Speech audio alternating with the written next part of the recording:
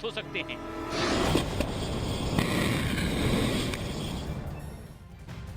तो यूक्रेन में बड़े बड़े झटके झेलने वाली रूसी सेना लगातार आगे बढ़ती जा रही है। मारियोपोल जैसे शहर पर कब्जा करने के बाद अब व्लादिमीर पुतिन की सेना का प्लान और ज्यादा घातक हो गया है और इस बात का खुलासा खुद रूसी सेना के बड़े अधिकारी ने किया। अब रूसी सेना का काफिला दक्षिणी यूक्रेन और पूर्वी डोनबास पर शिकंजा कसने के लिए आगे बढ़ चुका है। कौन है रूसी सेना का वो अधिकारी जिसने पुतिन की नई साजिश का पर्दाफाश कर दिया है? इस रिपोर्ट के जरिए आप जरूर देखें।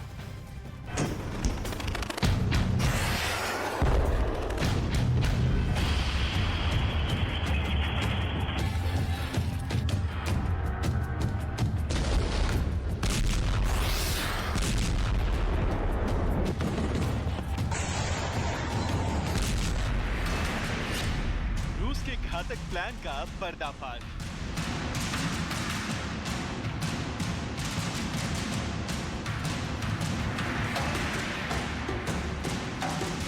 सीज़फायर के मूड में नहीं है पुतिन।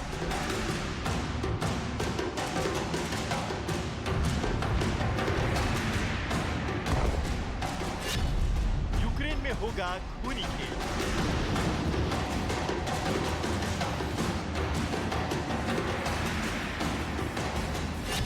पुतिन की सेना का छुपा रास्ता।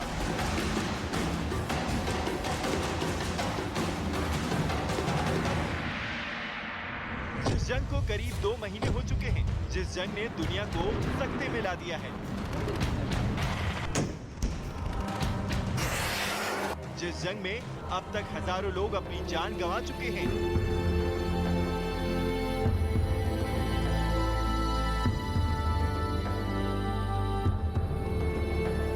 जिस जंग की वजह से अब तक लाखों लोग बेघर हो चुके हैं, जिस जंग से तीसरे विश्व युद्ध की आहट आ रही है,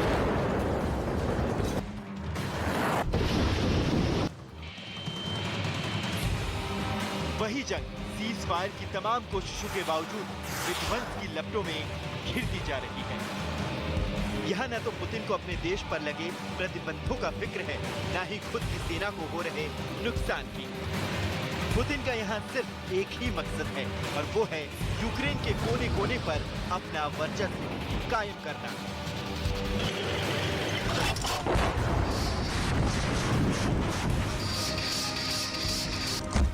और इस बात का दावा किसी और ने नहीं बल्कि रूसी सेना के बड़े अधिकारी ने किया है। रूसी सेना के जिस अधिकारी ने पुतिन के प्लान का पर्दाफाश किया है उसका नाम है रुस्तम मिनेकेयेव। रुस्तम को रूसी सेना की प्लान मिशनरी का अहम किरदार माना जाता है, इसलिए रुस्तम के हवाले से आई इस खबर को समझिए। समाचार एजेंसी राइटर्स को रुस्तम ने बताया कि मॉस्को पूरे दक्षिण और पूर्वी यूक्रेन को कब्जे में लेना चाहता है। इतना ही नहीं, रुस्तम ने दावा किया है कि रूस फिलहाल युद्ध विराम के मूड में बिल्कुल भी नहीं है। क्रेमलिन की तरफ से साफ किया गया है कि युद्ध खत्म होने वाला नहीं है। साथ ही पुतिन की सेना का अब सीधा लक्ष्य दक्षिण यूक्रेन पर कब्जा करने का है। रूस जिस तरह से भारी भरकम नुकसान झेलने के बाद भी आक्रामक बना हुआ है, उसने यूक्रेन के राष्ट्रपति जेलेंस्की की फिक्र को और ज्यादा बढ़ा दिया है। यही वजह है कि एक बार फिर यूक्रेन के राष्ट्रपति जेलेंस्की ने लोगों से मदद के लिए साथ आने की अपील की है। यूक्रेन में रूस का आक्रमण अभी शुरुआत है। मृत्यु पर जीवन की जीत में विश्वास करने वाले देश आगे आए। ऐसे देशों को हमारी मदद करनी चाहिए, क्योंकि हम कतार में सबसे पहले हैं और कौन आगे आकर मदद करेगा। जिस तरह से जेलेंस्की का बयान आया है और जैसे पुतिन की सेना के अधिकारी ने संकेत दिए हैं, उससे एक बात तो साफ हो जाती है कि आने वाले दिनों में दक्षिणी और पूर्वी यूक्रेन में भयंकर रक्तपात देखने को मिल सकता है, क्योंकि लगातार खिंच रही जंग ने जहां पुतिन का पारा हाई रखा है, वहीं रूस को होने वाले एक एक नुकसान का बदला पुतिन चुकाना चाहते हैं।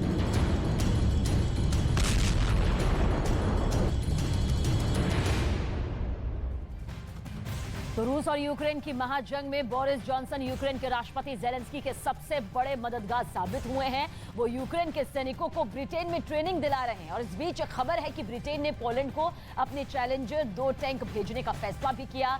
बदले में पोलैंड से T-72 टैंक यूक्रेन को देने को कहा। वहीं दिल्ली में ब्रिटेन के प्रधानमंत्री बोरिस जॉनसन ने कह दिया जंग अभी लंबी चलेगी, इसमें 1 साल भी लग सकता है और वो संकट की घड़ी में यूक्रेन का साथ यूं ही देते रहेंगे।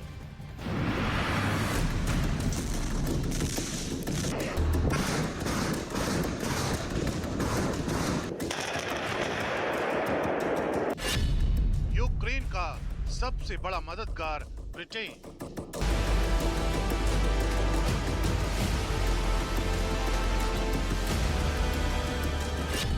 रूस के खिलाफ जंग में दोस्ती निभाई।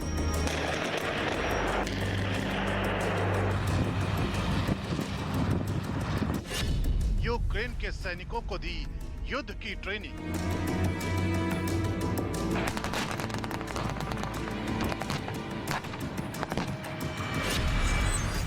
पोलैंड के रास्ते यूक्रेन को हथियार भेज रहा Britain.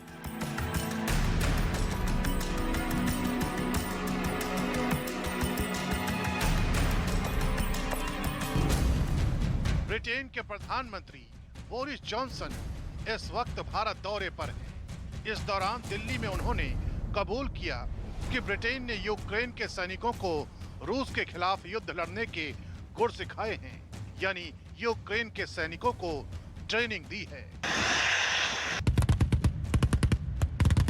But what we can do to back them up with weaponry, with training, and with intelligence sharing. Not like an Article 5 guarantee, won't be exactly the same thing, but what it will be I hope, it will enable the Ukrainians to offer deterrence by denial, and to make sure that their territory is so fortified as to be impregnable in the future to further attack from Russia. इसके लिए Ukraine के 20 से ज्यादा जवान पिछले दिनों Britain पहुंचे। इस दौरान वहां यूके की सेना ने इन्हें बख्तरबंद गाड़ियों में लगे हथियारों को चलाने की ट्रेनिंग दी। सेना की इन गाड़ियों में मैस्टिफ, वुल्फ हाउंड और हस्की जैसे खतरनाक वाहन भी शामिल रहे। इनमें मैस्टिफ और वुल्फ हाउंड तो अफगानिस्तान जंग में भी अपना जलवा दिखा चुके हैं। अब यही सेना की गाड़ियां यूक्रेन में पुतिन के जवानों को टक्कर देगी।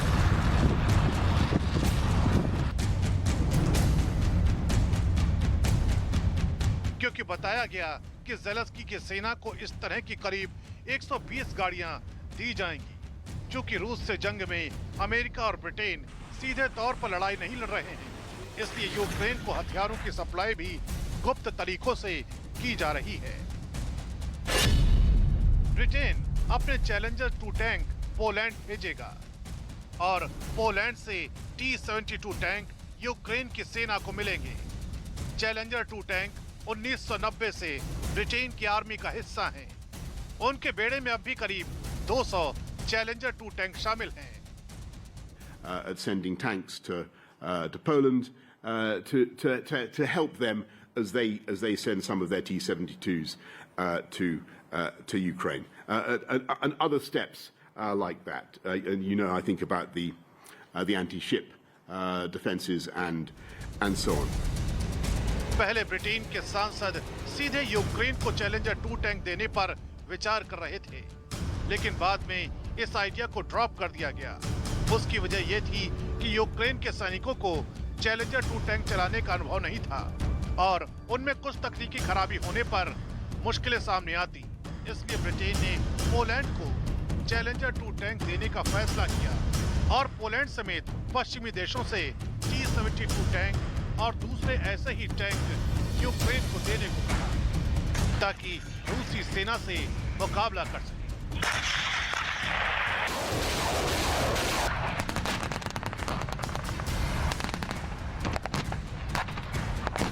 इससे पहले जर्मनी के चांसलर ने कहा था कि अगर नेटो देशों ने डायरेक्ट हथियार या टैंक भेजे तो ये जंग नेटो देशों के खिलाफ मर जाएगी और फिर तीसरा विश्व युद्ध होने से कोई नहीं रोक पाएगा।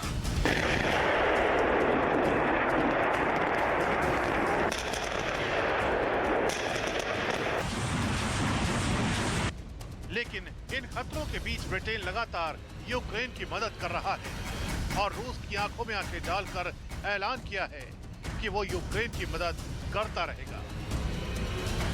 इसके साथ ही ब्रिटेन ने यूक्रेन के लवीव में अपने दूतावास को भी दोबारा खोलने का फैसला किया है, जो युद्ध के चलते कुछ वक्त के लिए बंद कर दिया गया था।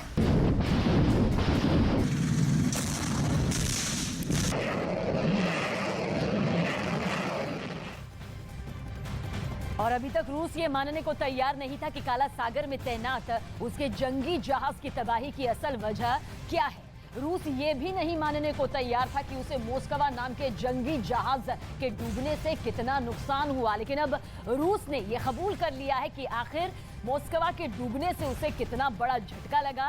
अब रूस ये भी कबूल रहा है कि आखिर मोस्कवा की बर्बादी की असल वजह क्या थी।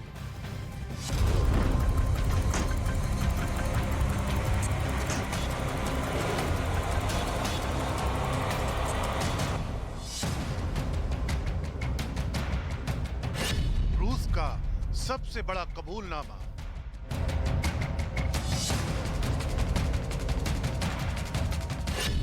जंगी जहाज की तबाही का सबसे बड़ा सच।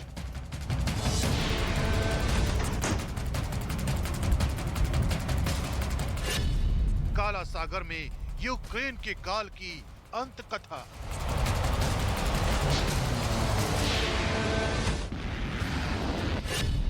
रूस के कबूलनामे में कितना सच, कितनी साजिश। ये रूस की रक्षा पंक्ति का वही जहाज है जिसकी तबाही ने पुतिन का पारा हाई कर दिया। ये काला सागर में यूक्रेन का वही काल है जो महज तस्वीरों का हिस्सा बनकर रह गया है। ये रूस का वही रक्षक है जिसके अंत की पटकथा लिखने का दावा खुद यूक्रेन ने किया था। ये वही मॉस्कवा है जिसकी बदौलत रूस ने काला सागर में मौत का चक्रव्यूह बिछा रखा था।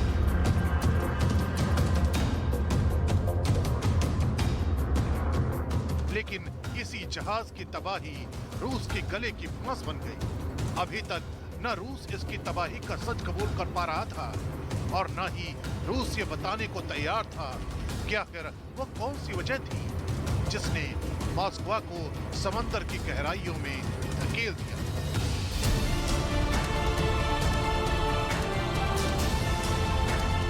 लेकिन कहावत है कि सच कभी नहीं छिपता।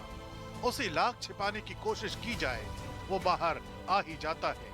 ऐसा ही कुछ इस बार रूस के साथ हुआ है। जिस सच को कबूल करने से रूस लगातार बच रहा था, अब वही सच रूस के रक्षा मंत्रालय ने कबूल कर लिया है। रूस ने पहली बार माना है कि 13 अप्रैल को तबाह हुए युद्धपोत में उसके एक सैनिक को अपनी जान गंवानी पड़ी। रूस ने पहली बार माना है कि मॉस्कवा की तबाही के बाद से उसके 27 सैनिक लापता हो गए। रूस ने पहली बार माना है कि उसने युद्धपोत से 396 लोगों को सुरक्षित निकाल लिया।